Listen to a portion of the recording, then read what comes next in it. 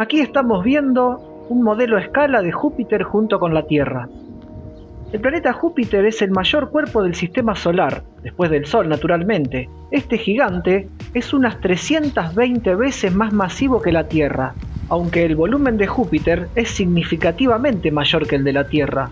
Esto es así dado que el planeta es gaseoso, teniendo una densidad muy similar a la del agua, levemente superior.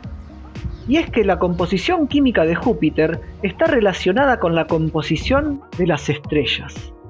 Es un gigante gaseoso, como se dijo, formado principalmente por hidrógeno, un 81%, el resto helio, 17%, y trazas de otros gases.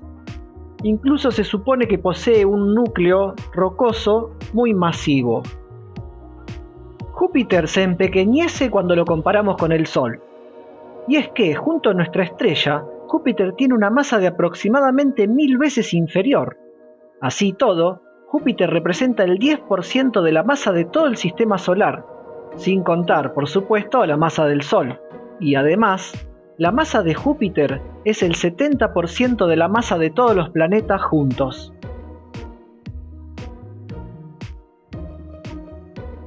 Así como Júpiter, se han detectado gran cantidad de gigantes gaseosos en otros sistemas estelares. Algunos de estos exoplanetas, denominados jovianos, tienen masas muy superiores a las de Júpiter. Pero existe un límite superior para esas masas, que, aunque es un límite un poco difuso, y los científicos aún no se ponen de acuerdo, representa la cota superior para la masa de esos gigantes gaseosos. Más allá de unas 13 veces la masa de Júpiter, comienza el reino de las enanas marrones. Las enanas marrones son cuerpos cuasi estelares que abarcan un rango de masas de 13 veces hasta 75 a 80 veces la masa de Júpiter. Pero debido a que poseen una densidad inusualmente elevada, llegando como promedio a superar las 25 veces la densidad del agua, su rango de radios varía solo del 10 al 20% del radio de Júpiter. Es decir, que el radio es muy similar al radio de los planetas gigantes gaseosos.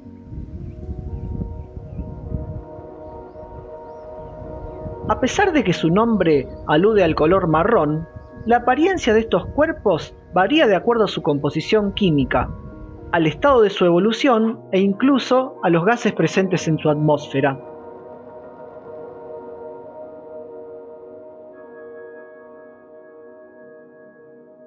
Incluso, en determinado momento de su evolución, se pueden confundir con estrellas enanas rojas de baja masa.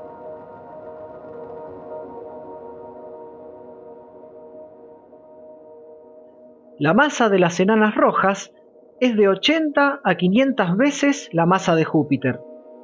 Y a diferencia de las enanas marrones, que se las considera estrellas fallidas, las enanas rojas son estrellas que se encuentran en la secuencia principal, y como tales, fusionan regularmente elementos químicos en sus núcleos, principalmente hidrógeno.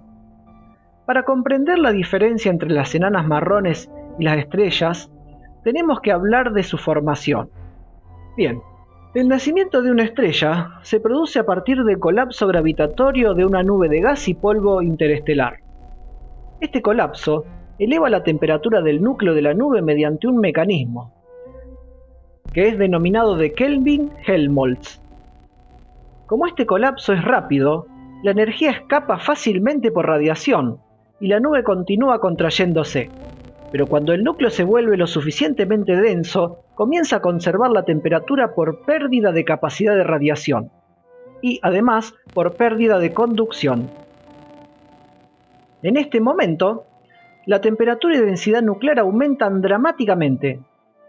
Esto reduce la velocidad de contracción y comienza la fusión en el núcleo protoestelar. Esta fusión ocurre debido a que aumenta la probabilidad de que ocurra efecto túnel, no por vencerse la barrera de Coulomb.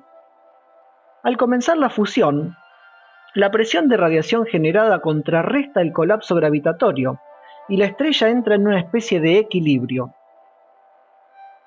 Los gigantes jovianos, aquellos que poseen una masa menor a las 13 veces la de Júpiter, nunca alcanzan la temperatura para fusionar en sus núcleos, pero se mantienen estables sin seguir contrayéndose gracias a las fuerzas de Coulomb que impiden dicho colapso.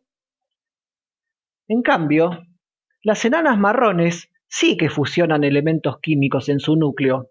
Esto se debe a que alcanzan temporalmente temperaturas muy elevadas. Por ejemplo, llegan a alcanzar temperaturas de hasta 100.000 kelvins.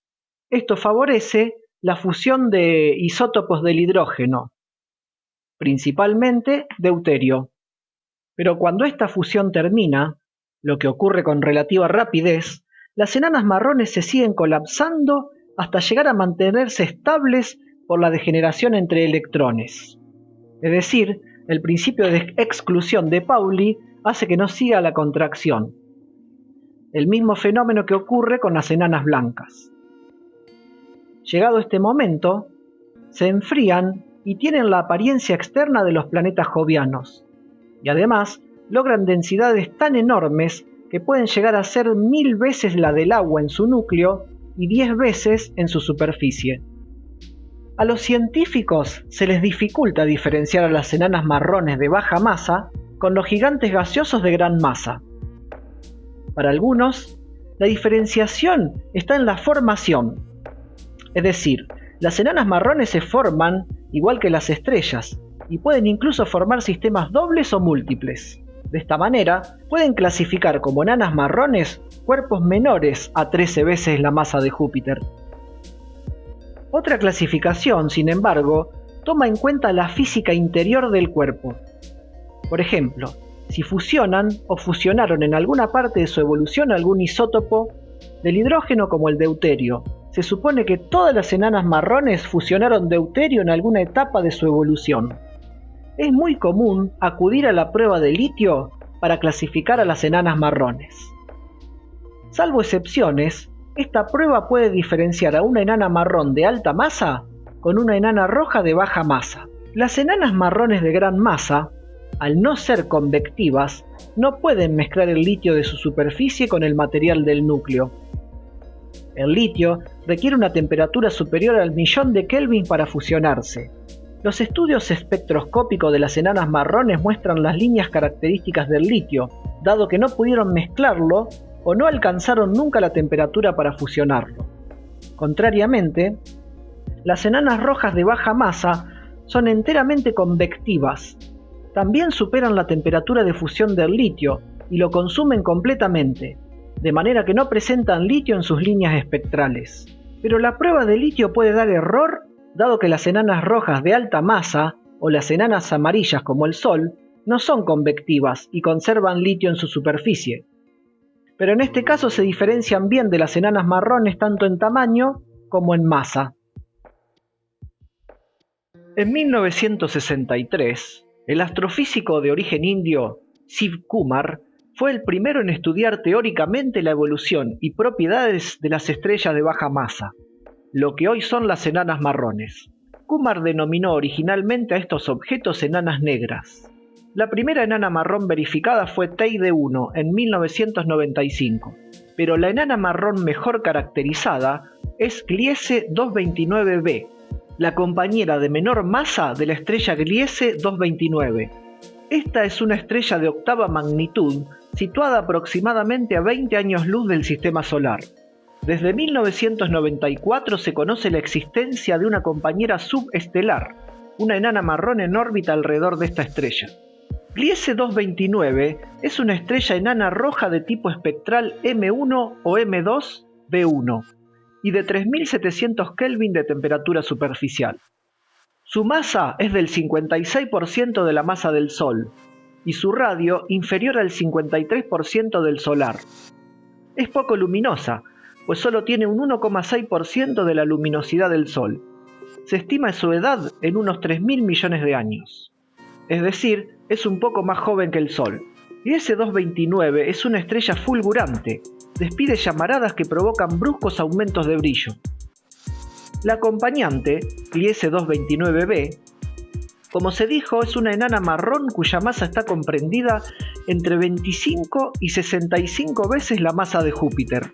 y tiene un diámetro de entre 0,9 y 1,1 veces el de Júpiter. Su temperatura superficial es de aproximadamente 1100 kelvins. Está clasificada como de tipo espectral T7P. Actualmente se halla a unas 40 unidades astronómicas de Gliese 229. Aproximadamente esta es la misma distancia entre Plutón y el Sol. Para terminar, debemos agregar que algunas enanas marrones son emisoras de rayos X, y todas poseen espectros infrarrojos muy característicos, lo cual facilita su detección a pesar de ser muy poco visibles.